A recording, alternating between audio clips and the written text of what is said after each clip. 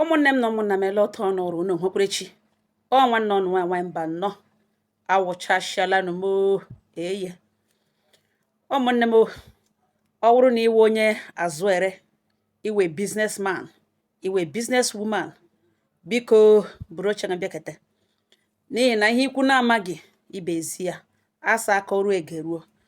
a na-ejikwa ihe mere ndị ọzọ wee mụrụ akụ ụfọdụ ndị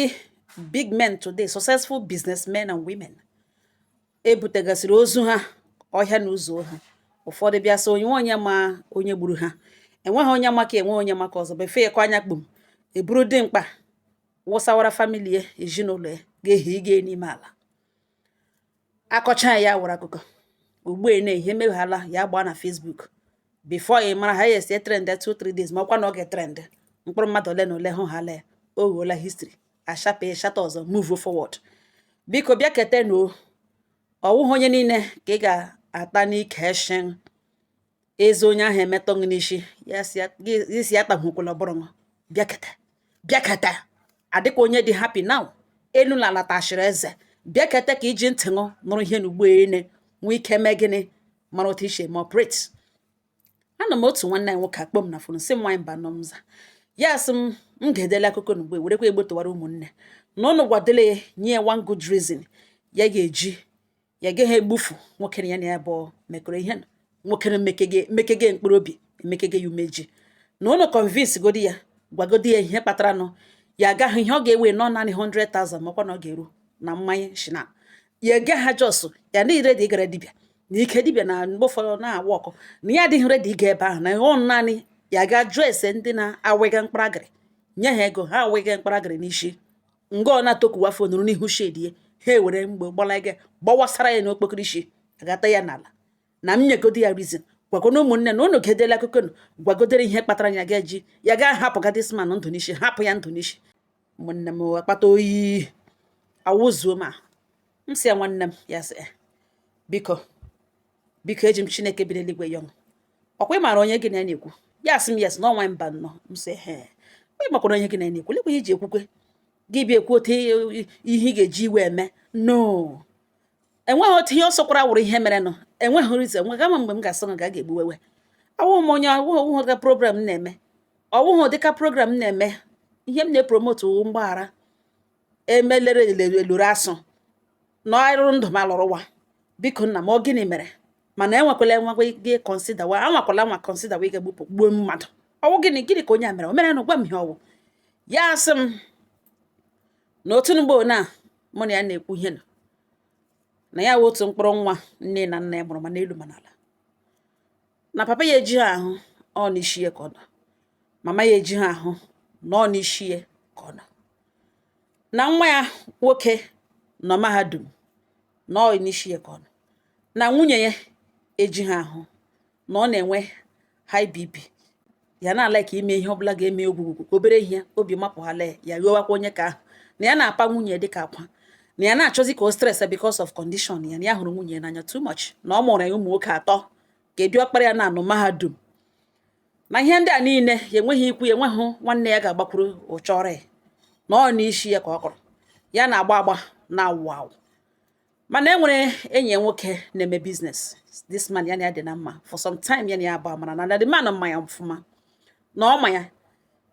ọ makwana problem ya nọ n'elu ya na ihe nwere agadi nwoke na agadi nwaanyị mgbe niile gbatagbata ya wuru ụlọ ọgwụ mgbe niile gbatagbata nọ gbatagbata akụwarala ya egwu gbatagbata nne na nna ya katala ahụ na ha akụwarala egwu gbatagbata ya na-agbachakwa na agbakwana ya bụ egwu n'ihi na ya achọghị ịlụzu ha ọ dịkwa na wee na nwa ya nwoke dị ọkpara ya nọ mahadum dị iseme enyi ya nwoke dị wee na nwunye eji ha ahụ na ọ na-eme obere biznes na o ji ekipụrụ onwe bizi na ọ na-agba ụfọdụ ya kpoo ya mee ya obiọma ihe nwunye na-alaik nwa good news ya na-achọ ka o nwee nwe obi kukuku n'ihi na ya nwaanyị na ya na mkpụrụ obi ya hụrụ nwunye n'anya too much ya gwa so stress la ọnụhụ na emepere nwa smotin na ọma na-eji enweghị ihe pụtagadi ka ọ kama o ruo n'ụkọtụ ka ọkwa na ọ pụwara ma chi hụrụ ya eso n'ibe pụwa na nlezi ihe mere nọ na enyi ya nwoke nọ enwere mgbe papa ya dara nwere stroke ya gbara elu gbara ala ya rịọ this man si ya biko na ọ chọtara ya 100,000 na ya ga-enye achị ya and truly ya gara agbagharị nyeghachi ya nwụghị onye na-eji ụgwọ ya na-eri n'ike isi ọka na-agụ ya sọ ngwa gị buru na ọ wetachi eshiri ke ya na papa ya gwara si enwekwala ihe na-aba ya n'anya na enwekwala ihe ya na-ahụ ya ejide ihe a jisie ya ike na ya ejishi ike mee ala ka ọ bụ ọba aka ya na-ahapụga ka ọ bụ aka ya na-ahapụga nke ọ naghị ejidenwu na o jishikwala ike na ọ na-erikwa isi ya ekwerekwe ọwụ ya ka ya ga-eme itie enyi ya nwoke nọ with this man na ya na akụrụ m akụkọ ya na ya chọtara ya 100,000 ya biko mere ya bere the man sị nụkwa 100,000 o ji ikpe na ya mere ya gwa ya sị na mpa ya eji ha ahụ n'ọnọdụ ụlọ ọgwụ ugbu a na ihe ndị agụchiri ivu na asị etile oxygen ka eji na ego eji n'aka agbada na enwe onwe ụtọ ọrịa na ọ chọrọ 100 emechaa ka ya gbarịa nyachi ya ọgwa wee sị na enweghị ezigbo ihe nwunye emega na ya onwe ekwenụ ya enweghị ihe ahụ ga na ọhịa ọ ga-eme wee rifọndụ ya ego a na ya ọwa ego eji emege biznes na ya dị sọrị na ya sị ya ejighị ego ahụ na ya tụghachi na ya eji ya kama ọwa ego eji emege biznes ọ ma na biznes ya na ọwụ gbasara heavy duty na ọwụ everyday ka eji ere ahịa enwe mgbe a ga-anọcha 1 month ereba ahịa na heavy duty erekwana ereta ihe na ọwụ dịka biznes ya na-eme na for some time na ya enwebe onye bịara so ya na-ere ka ya na-azụ azụ ya ele ya ọhịa ọ sara ya sị oke nsogbu anọ ya ga sọtụ onwe chukwu emere ya ebere meghere ya ụzọ this big man n'ugbo ahụ ya dị involved na ihe na ya na-aga ikwu Chineke na-arọpụtara this man enwe ihe the man otu ga ya sọsọ ọrịa datin nwetara ya na the man obiọma kpaa ya ọ nara ya nọmba ya mgbe ọsị ya bịa ya bịakwanụ this man si ya laikiri ya na ya laikiri spirit ya ya kọwara the man ihe ya nọ n'elu ya na this man nyere ya ego ya ejiri ga gbapụta mpa ya n'ụlọ ọgwụ na this man nyere ego ebechi ebe ahụ ga kwọrọ nwa ya nwoke Obosko ihe ndị o nidere na this same man nyere ego eji na-ama na-eji a very big man nwere businesses they connected to all areas the man eji ya egwu ya rapatakwana the man n'aka jide ya ihe iji na-eji eso onye afọ anya ụfụ kwa ọ ga-anyụ n'anya ya agbo ya ejidechie the man ike hụ na Chineke ji this man gọzie ya na this man anaghị agba olu ọ chọghị ịma ego ole irechiri ihe nọ na ihe ọ chọrọ wụ ka ihe ahụ wụrụ original ọ gwụla ihe ọ chọrọ for some businesses na supplies o nwere ebe dị iche iche na ihe ọ chọrọ ya wụrụ original ọ chọghị ịma ego ole irechiri ya datin nwaanyị mba nọ mza ya ekele Chineke bi n'eluigwe oruo ka this man kpere when ya needed a particular product and ya kwa heavy kwa ọwụ machine or heavy duty na ya needed na elebe ya ga-enweta na ọ chọrọ ya original one na ya nọ na China juru ebe niile ya chọrọ made in USA ya so oke ka ya baa na market place ya gakwuru enyi ya nwoke n'ugbo ene ya na ero na mmata ọnụrụ ya dan si ya mahọta ya ga-eshi akwụghachi ya ego na enweghị ihe emega enweghị nwunye emega na ọwa ego eji akwarịka aka Joy so nwere ihe no yes and ya nwa maara anya that machine ọfụma na ọwụ ihe a na-akọrọ ya akọrọ na ya ma anya and okwulọda once ya mere the man ọkwa na ihe mere the man ji na-ebless ya ya gwa enyi ya nwoke no si ya na o nwere America ya yes na ya bịa na kwa ma anya ha niile ya wụchasha check hụ na o nwere American made of that machine na that man otu gị ya Joy so wee go ole ka ọ na-ere ya so 5 million ya Joy so 5 million or last price yes no last price na na-ewepụ ya ego not because of ya nwa ka eji nye 5 million mana before ya gaa na ke that man na-enwebu ole ebe ya gara a na-enye datin 6.5 na ọ onye nke a onye nyere ya 5 million and ihe ndị ahụ ji nye 6.5 bụ the main man nwe ya amena travel ọ galala bekee ịga tụlata ahịa ahụ ọwụ mọ nga ya kwugokwu 6.5 na ọ wee rere ya na hụta that na ọ dị ọnụ ya enweghị buru enyi nwoke na iwe ya chọghị ịzụta because of ihe o mere mana mgbe ya na-enwezighị option ya gaa n'ụlọ na shade ya dress onwere ya CS ọ sịra ka nọ 5 million na 1 naira na-apụ ya jụọ ese ọwụ na ya ere ya ekpọta onye zụrụ ya azụrụ ya na ogene wo commission ya the man si na ore ha len ya ga-enye 50,000 naira ya gwa the man si 5 million naira wee rere ya CS ya ga-meet the big man gwa si enwetala the thing na ya enwetala ebe erere ya cheaper 5.5 the man say lekwe ihe chere si bute ya this man anonga wachasha hụ the thing no like ya the man eme arrange o si eme arrange moto ya kpọta moto ọ bịa na shop enyi nwoke mee ya instant transfer eburu machine ntara doege na moto buru na ihe enyi nwoke ntara mere woge na this man number the man asị no ọ dịghị necessary kọpụga then one of the man's domestic workers ndị soro bi ibu the machine adoega n'ime moto wonye this man meet ziri were gonye the boy o release ere number this big man ka e deliver chara ahịa ntara ya bịa ka onye ya egwe o si akpe account number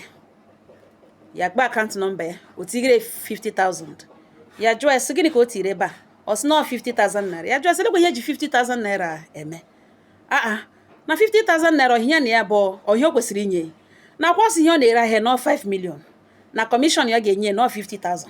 ya kpọta onye zụrụ the tin 5.5 gwakwa na ọ nata ihe ọ ga-anata onye a nọ 5.5 were ka were ka ọ sị ya o elekwara ka onye ahụ buru ahịa ya bịazi ka onye ego ya tiri n'ego ahịa rere ọ na-aza nye gị 50,000 naira for what ọ gwawa ya sie biko ya were iwe na-enwe ihe eji ere gị ahịa na ya kele ahịa mgbe ya na-ere na ya nọchana 2 or 3 months before ree ya na all this market ụdịka ahịa anaghị mgbe ji ike move na ozugbo ya hụrụ ya ọ hụ na ọ chọrọ ezi onye idiri na ewepụga ya exactly ihe kwesịrị inwe n'elu ahịa ahụ n'ihi na ahịa ahụ na ọwụ heavy duty ihe ya kpachapụrụ na ọwụ ihe kwesịrị inwe n'elu na o kwesịrị iwu gain ya mana ya just kpachapụrụ ya na just to help him na ọhịa mekwanụnụ ugbu a na-ere ele ya na-enyekwa 50,000 n'ihi na onwe nke o tiri na ọwụsụ ha azụ ọwụ ya kposara na nke ya wụ naanị na ọ kpọtara onye zụrụ nụ ọwụ ya nwazụka na 500,000 naira na ọ dịghị too much ebe ya nwa lose gain ya kwesịrị inwe n'ahịa na ọhịa ejiri si oke na enyezie 50,000 ahụ another time ha counterbalance na o were weke na ọwụ ihe oruru ya na commission ekwesịrị inye n'ahịa ahụ ya jụọ eso gịnị ka ọ na-akọ n'ọhịa ahụ ihe etiri n'ahịa na ọwụ na that man zụrụ ya 5 million naira ọ gara enye 50,000 ya si why not ya ga-enye na-elekwere ihe ji aka etige 500,000 the man na-weta the money ọ na-arazi ya ihe were ego enye na ọ sị erere ahịa na 5 million ka ya were kwenu ka ya tiri n'elu ya ọgụgodo na ọsọ ga-enye 50,000 no problem ọ ga-asị na ọwa akaụntụ ya ka o ji nata the money mana ọ chọrọ iwerezi ma ihe niile werezie 50,000 na-enyerịrị ya ma the man agwawa ya na yes na ọ commission ya na ọhịa ekwesịrị inwe na ekwesịghị inwe more than that ya sị ọhịa o kwuru ya sị ọhịa ọ chọrọ inye ọ sị ya yes ya nọrọ nga were ATM card gaa na POS ga withdraw 50,000 naira bịa dosara n'elu tebụl so ga na ebe ka eruri ya ezuri na ọ ka eruri ya ga-eju ya na orikwatacha ihe niile ya were dị 50,000 naira dosara n'elu tebụl nga aha napụwa mgbe ya pụwara ọgwawa ya sị na ya kwa ewerekwe ya kwa businessman ya nụkwa ha ajụ ego anya onye atọ nụrụ ka ya si enye were ọ bụrụ na the money sef anụzi n'elu tebụl ọ gbala ya n'akpa ya gawere onwe nwaanyị mba nnọmza 4 days later okpo this big man na phone gwawe na ọkwa na onye ide ha ahịa ahụ again na ya ga-ebutere na ya enwekwere ya na ya ga-eme arenji bute ebe ọ bụla ọ chọrọ ibu ya ga the man ajụ ya sọ dị ka o wee bitere ya na o kwesịrị ịkpọ ya kọlụ n'ugbo na ya chetara na ọ bịara na nọmba ya si ya na enye gị na o kwesịghị ekwesị na ọ dịghị necessary na ele otu o si nweta fon nọmba ya na ihe mere na ebe o kpola na fon ka ya gwazie ihe mere na fon nọmba eji ọ dị necessary na ọhụrụ ahịa ya zụrụ ya sị na that man bịa mitie ya for that ahịa na ọ naanị ya ga-eji ya soro ekele ya eburu kele na ọwụ Amerịka ya ekwere na ọwụ hụba ya ọnụ ka eji ekwere Amerịka ya mahụ anya that machine ya amaghị anya na ọ naanị that man bịara na shade ya source ga for the information bịara na shade ya na ọ naanị ya ma anya ọkwa na onye trọstrọ na ọsọ ha la ekele na ọwụ Amerịka ya eburu na price ahụhụ problem ya na ya kpoghekwala nọmba na ọ ya achọghị ya ihe ya na-achọghị mmadụ na-afọsị ya gwara ya achọghị inye nọmba ọ makwa isi ma ala nata ya nọmba the man na-agbanyụ ya fon na ntị blọk ya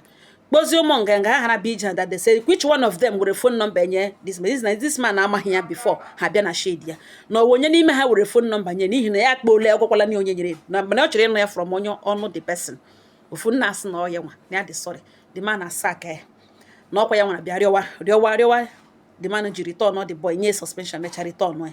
na nwa mba nomza 2 months later this man need this machine but this time 2 ya gawa na line enyi nwoke na ozugbo ọ hụrụ ya akwacha gbowe ya si ya na ya bịa na ya bịa because ya banyere na shop nebo ya jụọ si o nwere machine a ya jụọ ihe ya chọrọ American make ya si yes na ọ dị ya na ole ka ọ chọrọ enyi nwoke nọrọ ebe na-akpụ ya na-asị ya bịakwanụ nakwa ya na ya bụ nwere finish business akwa ya gwara na eme another one ya gwa esi onye gị ya nsogbu no disturb gị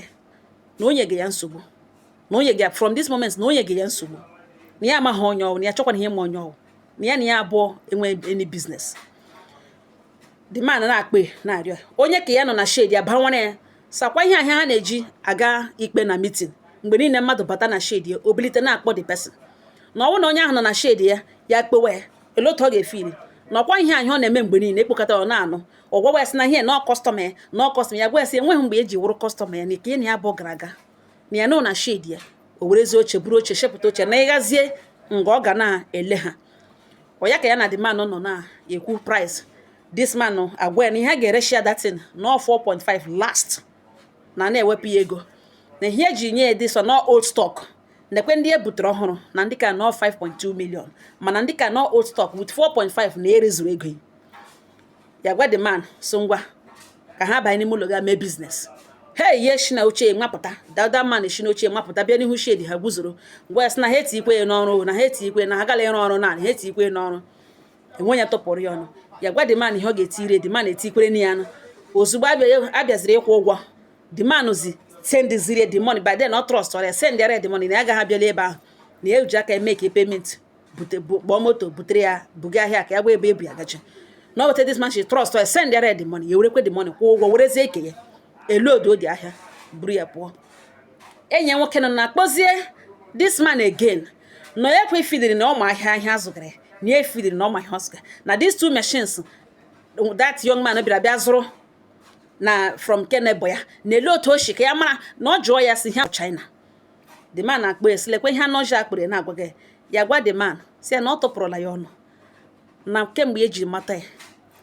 na Chineke nna ji gọzie ya nwa na the last person ya ga-atụrụ ashị na ọ ya nwa na ihe anyị ebiri ga-awa America na ọ kpọọ even onwe abroad number na ọ kpọọ ka ha bịa confirm all this machine na ọ bụrụ na ọwụ ha America na ewere polisi wekpuo ya na ọ gaghị ana ya bread enye ya okwute na ọwụhụ dịrị mmadụ ahụ na ya na-ebet ndụ ya n'elu machine abụọ na o so ya ụta akwa ebutere na ya ga-mee kọlụ n'ụdị ọbụla onye ọbụla ọ ga-akpọta kpọọ experts ha bechie eke ha sị hala na ọwụ ha America na o were polisi mee ya arrest. Na ihe mere na o ji anyị report ga ya wụ na ọ kpọrọ esi ya bịa na ya akpọọla oge na oge eso naanị ya nwa ga-agwa ya ma ihe n'ọwa America ka ọwụ China okpo esi ya bịa na ebe oge ya na-amaghị anye ka ya na ya abụọ bige China nọ na America narakwa ego ụla na-ere America ya gwa God forbid na that man awụghị onye ga-atụrụ ashị na ọ bụla iwe and onweghị ya ga na Kenebo ga zụta ya ọhịa gbawaga ya obi ihe ọ nwere ihe niile o dowere ebe a na China ọ tara ya convince ya jụ na ọhịa o ji akpọga ya na phone akọga nonsense ọkọga ọ ga ya ewe iwe mmirizie phone kpọwa ya nwa wes na ene de nwara nwa dial ha nọmba ya again ya ga-eji police eme arrest na ọ tara ya kwa ya male gbanyọ phone ogbu ashiwa he si ebiko na ya mana ya misfire ala ebe niile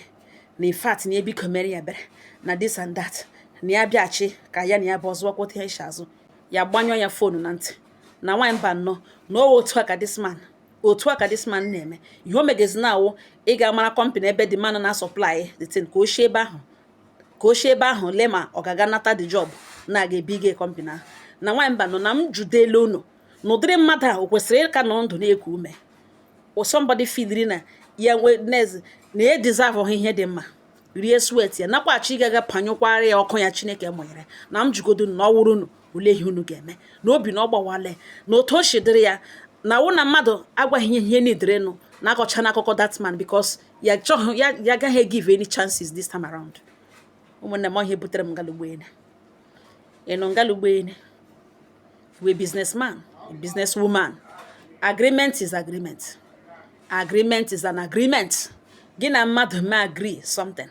keep to that agreement. Elela anya gị so onye ahụ na orige too much no deserve ya. Why must this person earn this much? Why must this whole thing go to this person?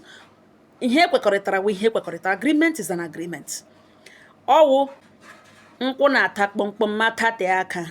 ọwụ ngwo na-agba ururu. This man ewetere business ya erie ya ka ngwo rie ke the man na-ahapụkwara ya. Imagine ọ onye ga-were ga hapụrụ da mana ọ chaghị bịa mewe case ka ọ ga ya hapụ ịjụwa sọ gịnị abịa tokpowe because ọ ga-ajụ ese ya gbara okwu na ọka ahụ sọ were the man were hapụrụ ebe ọsọ ga-eju ya eburucha to avoid noise ya gakwara onwe still onye kpara abịa kpọkwa kpakọrịkọ ya kpọọ na ebe ọga ya na-eripọt ya na-achị ịkwụbaga this man ọnụ na ara na ihe chọma Chineke nna nyere ya ịnụ ngalugbo n'ime gị business. This man wege ezigbo iwe enwe agwụla m ya nsa aga m agbotowara ya ụmụnne enweghị ha gwara ya mana ihe ọbụla ihe ọ ga-eme ya ejishi ike iwepụ ndụ ya biko ya etikwula ebe ahụ n'ihi na ka adị ndụ ma lụrụ nwa mana ọ nwenye ga-agwa onye kwuga ihe mgbe ama amonya ahụbeghị m ya mbụ ụjọ so na-akụrụ m ya na-agbụ ada ahụbeghị m ya enwe nga iwe gadorole na amahụ m mana somebody nọ now a na-ewere ya iwe nke na iwepụ ndụ ya wụ the only option a na-try consider. Ndụ enweghị duplicate. Onye nwụrụ na nwụọ na onye ọbụla na-eme nke ọ na-eme na this present time otu Nigeria dị na onye ọbụla ga eze.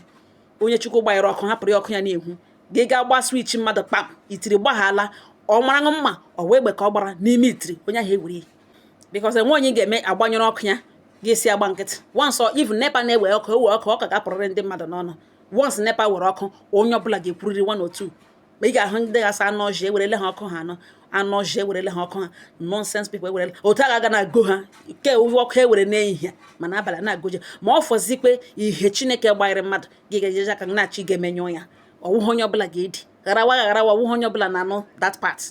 eme mara otu gị na mmadụ shi emekọ biznes mara otu unu shi azụ etili obi gị na ihe onye o ruru ihe o ruru nye ya na as long as ahịa gị zuru m were ka maka isi ọzọ. Ụmụnne m ọsọ m ngwa unu nweta unu ga-eshi ka mara m ya daa ọsọ ozu that man gadoro na ya ga-egbu ya ebe ọṅụ na efuru ntutu taa na ya ga-ekpola ya village ya ga-eme ya enweghị ya ga-apụta ha na ya ga-eme ya nọ ịga n'ọnọdụ ebe na-arịọ ya ego na ya gakwara emekwere ya ọ gaghị adị ndụ hụ ihe ya na ụmụnne m ọngọ ha nọ m n'ọnụ enweghị ọnụ nwere ịgwa nwanne ya ọnụ gwara m ya udo dịrị elu.